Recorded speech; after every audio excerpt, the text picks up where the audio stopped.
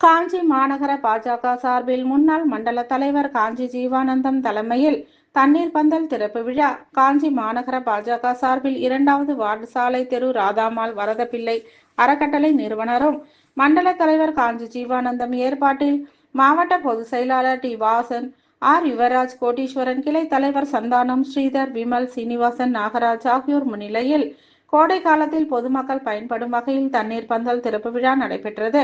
இதில் சிறப்பு விருந்தினராக கலந்து கொண்ட காஞ்சி மாவட்ட தலைவர் பாபுஜி பொதுமக்களுக்கு தாகம் தீர்க்கும் வகையில் கரும்பு ஜூஸ், மோர், வெள்ளரிக்காய், ரோஸ் மில்க், கிர்னி பழம், லெமன் ஜூஸ், ஆரஞ்சு ஜூஸ், கரும்பு ஜூஸ் உள்ளிட்ட பழ வகைகளை வழங்கினர்.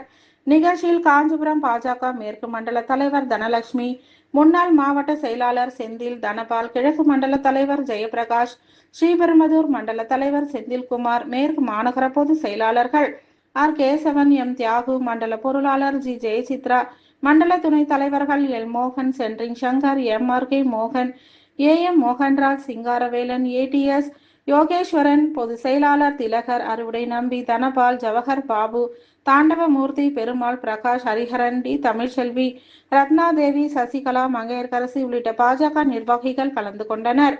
இதனைத் தொடர்ந்து மாணவ மாணவிகளுக்கு நோட்டு புத்தகங்களும் வழங்கப்பட்டது.